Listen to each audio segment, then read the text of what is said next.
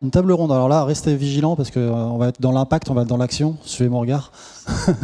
Cap vers l'impact, voilà, ça porte bien son nom, vous allez pouvoir le vérifier. Caroline Renoux, fondatrice CEO de Birdeo, Marina Vassalo-Racheline, fondatrice CEO de Wavemakers et Philippine de Cerclès, Chief Sustainability Officer d'Asso System. Je vous demande de les accueillir, s'il vous plaît. Merci beaucoup, soyez les bienvenus. T'as besoin d'un clicker? Non, ça, c'est bon.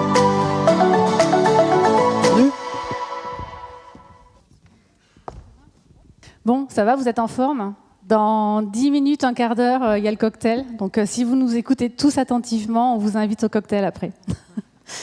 Donc, ravi d'accueillir Caroline et Philippine pour cette table ronde 100% féminine et pour conclure cette journée sous le signe de l'impact. On espère que ça vous a bien motivé. Alors, je pense qu'on est tous d'accord ici pour se dire que de l'intention à l'action, il faut qu'on accélère, qu'on y aille ensemble, qu'on y aille en collectif et qu'on accélère notre trajectoire vers l'impact. Donc l'objectif de cette discussion, ça va être de donner un cap opérationnel pour tous les leaders que vous êtes et qui nous écoutent. Et on va essayer de partager une vision des actions à court et à moyen terme que les entreprises peuvent prendre pour s'engager justement dans cette trajectoire de l'impact. Alors, donc moi, je suis Marina, je suis consultante pour le Hub. Je suis une entrepreneuse engagée. Ma boîte s'appelle Wavemakers parce que je suis une surfeuse. Et j'accompagne les organisations dans leur trajectoire à impact, donc de la stratégie RSE, décarbonation, à l'innovation, et ensuite un accompagnement du changement sur le leadership. Alors pour ouvrir cet échange, donc ravie d'accueillir Caroline et Philippine. On va commencer par un petit tour de table. Caroline, vous êtes la fondatrice et la CEO de Birdeo et de People for Impact. Est-ce que vous pouvez nous en dire un peu plus, vous présenter qui vous êtes et quelles sont peut-être vos convictions par rapport à l'impact ? Bonsoir à tous.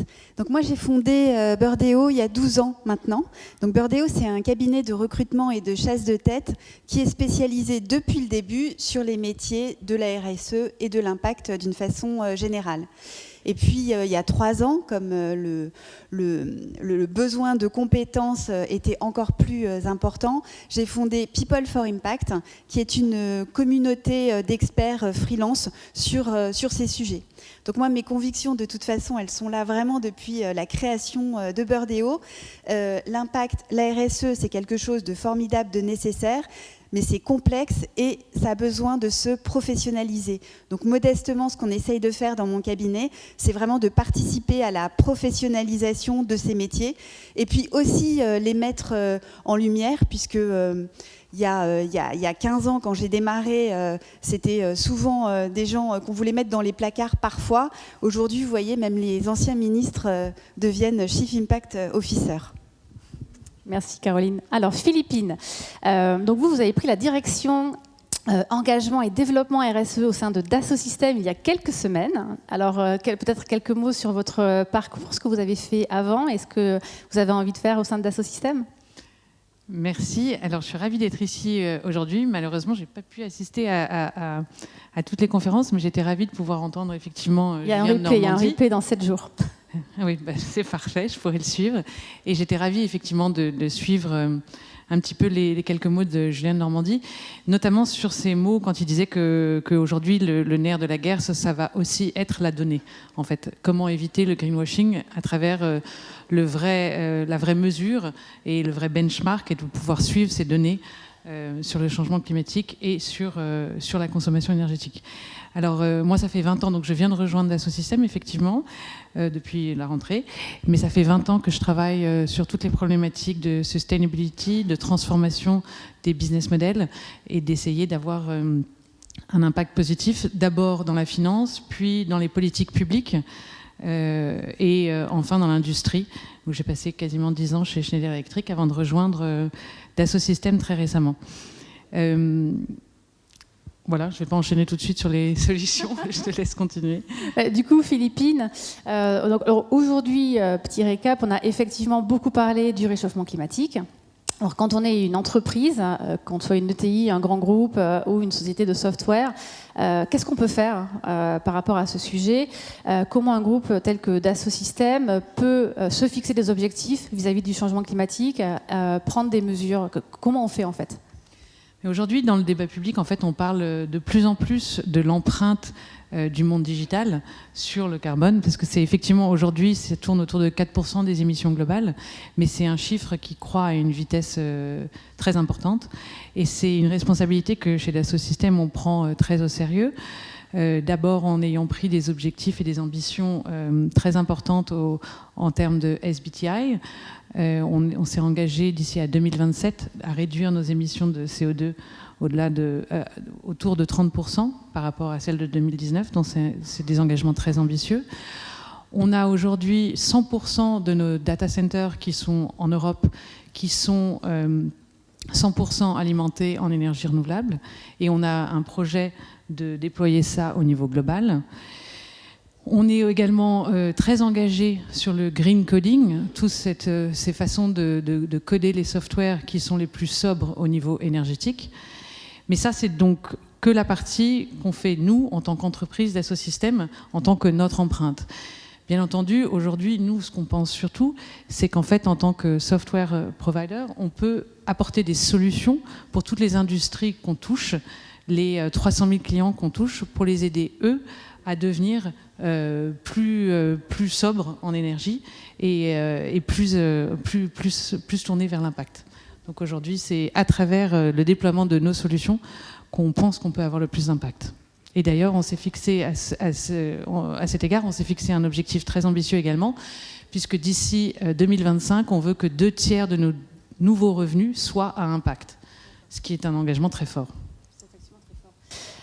Du coup, quels sont les principaux leviers d'action qu'ont les entreprises à leur disposition pour passer d'une économie classique à une économie bas carbone ? Un exemple qui vient d'être cité auparavant, mais en fait, aujourd'hui, par exemple, avec des outils tels que le Life Cycle Assessment, le LCA, qui permet de visualiser en fait les produits au moment de la conception, on peut essayer d'optimiser les ressources qu'on va utiliser, visualiser les matériaux, d'où ils viennent, essayer d'avoir un cheminement beaucoup plus circulaire. Nous, on a mis en place tout ce qui s'appelle les jumeaux virtuels, qui permettent en fait une virtualisation des produits en amont, ce qui fait que du coup, ça évite les prototypes physiques, et rien que par la mise en place de ces jumeaux virtuels, à un niveau du produit, mais aussi au niveau du système, ça permet de sauver énormément de ressources et de matériel, et donc de baisser l'impact. Merci. Caroline, donc vous, votre sujet, c'est plutôt l'impact social et sociétal. Vous êtes un peu à la croisée des chemins entre les attentes des nouvelles générations, donc les candidats qui arrivent sur le marché du travail ou qui y sont déjà, et les attentes des entreprises. Qu'est-ce que vous constatez par rapport à la tendance actuelle des deux côtés ? Alors déjà, les choses ont énormément évolué parce que il y a encore 15 ans, les gens qui s'intéressaient à ces sujets, c'était vraiment par conviction très forte. C'était des pionniers, ils étaient prêts à faire de grandes concessions en termes d'évolution de carrière, en termes d'évolution de salaire également. Donc ça a beaucoup changé. Il y a eu, moi j'ai vu une première différence à partir de 2016, donc suite aux accords de Paris, où là le marché a commencé à se professionnaliser sur ces sujets. 2019, ça a été une espèce d'explosion. Alors, il y a eu plein de choses. Il y a eu la loi Pacte, il y a eu l'application Yuka, il y a eu la marque C'est qui le patron, il y a eu les étudiants pour le manifeste pour un réveil écologique. Enfin, on a parlé beaucoup de tous ces sujets et on a vraiment senti dans les entreprises qu'il y avait une dynamique très forte. Et puis, alors là, depuis un an... On en entend partout parler. Et on arrive aujourd'hui à quelque chose, j'aurais pas imaginé ça il y a quelques années, mais il y a une pénurie de compétences sur ces sujets. Donc on a d'un côté des candidats qui ont une volonté d'avoir de l'impact et de mettre de l'impact dans leur carrière. On a les entreprises qui ont des besoins immenses de compétences sur ces sujets, mais l'offre et la demande est toujours complexe parce qu'il y a besoin de se former sur ces sujets, de s'informer. On ne peut pas juste se dire, voilà, je mange bio et je fais du vélo, donc je peux faire de la RSE. C'est quand même beaucoup plus complexe. Mais d'ailleurs, c'est quelque chose que je n'ai pas mentionné, mais c'est tout à fait vrai. Et chez Dassault Systèmes, justement, on travaille d'ailleurs en partenariat avec AXA Climate School. Une grande partie de notre engagement, c'est aussi de former, parce qu'il y a une énorme demande également en interne des employés de se former sur tous ces sujets-là et pour pouvoir contribuer au quotidien vers une société plus impactante. Et ça rejoint la question aussi de l'engagement des entreprises. Donc ces nouvelles générations ont besoin de sens. Se pose la question du coup de l'engagement de l'entreprise en termes par exemple d'inclusion ou de diversité. Est-ce que, Caroline, vous voyez des choses changer du côté des entreprises? Et si oui ou non, après comment on peut faire pour accélérer justement cette diversité, cette inclusion dans les entreprises qui manque parfois? Alors aujourd'hui, on parle beaucoup du climat et c'est formidable. Mais donc des sujets, par exemple, comme l'égalité homme-femme, ce qu'on constate, c'est que ça a tendance à baisser un peu parce que, voilà, je sais pas, il y a une espèce de charge mentale peut-être du dirigeant qui fait qu'il ne peut pas tout gérer à la fois. Mais si on veut, en tout cas, que tous les sujets de l'impact soient pris en compte, il faut réinventer la notion de performance. Trop souvent, enfin encore aujourd'hui, on va juger une entreprise, on va juger un manager sur le nombre de parts de marché qu'il aura pris à son concurrent, le nombre de bouteilles de shampoing qu'il aura vendues. Il faut vraiment qu'on puisse avoir une performance sociétale et environnementale et que la performance financière, qui demeure essentielle, elle soit au service de ces deux performances-là. Et du coup, ça pose la question donc, l'entreprise peut réconcilier performance économique et responsabilité. Du coup, au fond, est-ce que c'est ça, une entreprise engagée? Une entreprise engagée, c'est une entreprise qui a, à mon sens, une raison d'être. Et qui peut même aller au-delà et être ce qu'on appelle société à mission, donc dans le cadre de la loi Pacte, c'est-à-dire une raison d'être, mais une mission et des engagements, et qui va faire vivre ces engagements au jour le jour. Mais je pense qu'effectivement, aujourd'hui, pour faire bouger les choses, il faut quand même se fixer des objectifs très forts. Enfin, les choses ne bougent pas spontanément, effectivement. Nous, par exemple, il y a déjà 40% du top exécutif qui sont des femmes, mais à un niveau global, on n'est qu'à 28%, mais on a pour ambition d'être à 30 ou 32% d'ici à 3 ans. Donc il faut se fixer sans arrêt des objectifs de plus en plus ambitieux, mais sinon les choses ne bougent pas spontanément. On avait une discussion justement avant avec Caroline. On se posait la question, est-ce que du coup, du point de vue de l'entreprise, est-ce que ce sont les mesures coercitives ou incitatives qui font bouger les choses? Est-ce qu'on se fixe des objectifs parce qu'il y a des mesures législatives et réglementaires qui du coup nous incitent à le faire? Ou est-ce que le rôle de l'entreprise, c'est d'être proactive, d'être pionnière et d'assumer aussi le rôle sociétal qu'elle devrait avoir? Qu'est-ce que vous en pensez? Alors moi j'entends de plus en plus que maintenant l'impact c'est comme le digital, c'est partout, etc. Bon, le digital c'est quand même la réglementation qui lui court après. L'impact c'est quand même la réglementation qui fait vraiment bouger les lignes. Alors évidemment il y aura toujours, et ça c'est formidable, des entreprises pionnières comme Patagonia par exemple, ou en France on a Decathlon aussi qui fait vraiment des choses formidables. Après, moi, ce que je constate, c'est que parfois, c'est la réglementation qui va faire qu'une entreprise va commencer une démarche. Et puis, le dirigeant, le comité de direction, les collaborateurs se rendent compte que ça crée vraiment de la valeur. Et puis, il y a une prise de conscience aussi. Donc, je crois que les deux, enfin, il n'y a pas de... Voilà, la réglementation aide, hein. Faut continuer avec ça. Mais... un dirigeant peut, grâce à la réglementation, devenir très engagé. C'est un cercle vertueux. Alors, de la poule et l'œuf peut-être. Alors, du coup, on parlait de l'entreprise engagée. Qu'en est-il justement des enjeux de gouvernance par rapport à la RSE? Caroline, vous parliez du digital. Je ne sais pas si vous vous souvenez, mais il y a 20 ans, on avait un monsieur, madame digital, qui arrivait près du COMEX de l'entreprise et qui devait à lui seul insuffler le digital dans toutes les strates de l'entreprise. Ça a mis beaucoup de temps et on voit qu'il y a encore certaines entreprises qui n'ont pas réussi leur transformation digitale. Comment on peut s'assurer qu'avec la RSE, on ne fait pas la même erreur ? Au contraire, moi je pense qu'un signe, d'ailleurs moi quand je passais mes entretiens chez Dassault Systèmes, c'est ce que j'ai dit, que si le travail était bien fait, dans 3 ans, il n'y en a plus des Chief Sustainability Officers. C'est comme les Chief Digital Officers, en fait. Exactement. Si vous réussissez votre transition digitale, si vous réussissez votre transition impact, voilà. Si on ne veut pas l'appeler RSE, je ne sais pas comment on le dit tellement, mais il ne devrait plus y en avoir. Parce qu'en fait, aujourd'hui, effectivement, si on change nos façons de travailler ensemble, si on change les façons dont on fait le business, et si les business models évoluent, il faut espérer que de 3 à 5 ans, il n'y ait plus besoin de Chief Sustainability Officer dans les entreprises. Comment elle fait du coup l'entreprise pour gouverner la RSE ? Alors, moi j'ai vraiment vu une évolution ces 2 dernières années. Le Chief Sustainability Officer, de plus en plus, a sa place dans les COMEX. Dans les conseils d'administration, de plus en plus, il y a un administrateur ou une administratrice qui a cette casquette ESG, RSE. Donc ça s'intègre vraiment au niveau de la gouvernance.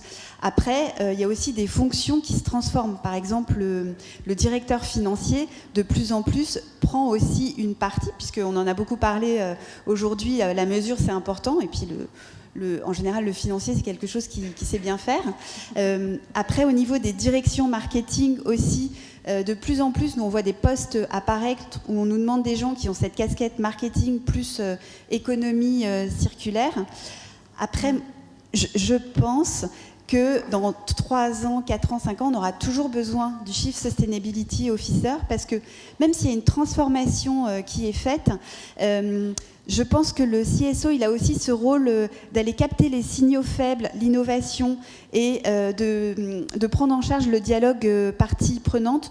Donc moi, je lui souhaite une longue vie quand même. Je n'étais pas en train d'appeler à la fin des Chief Sustainability Officers. J'étais juste en train de dire qu'il faut espérer qu'en fait, ça sera, disons, par exemple, en symbiose avec, par exemple, un CFO, parce que ça fera vraiment partie des process et ça sera tellement intégré qu'on n'aura pas besoin de la visibilité de cette fonction pour mettre les choses en avant.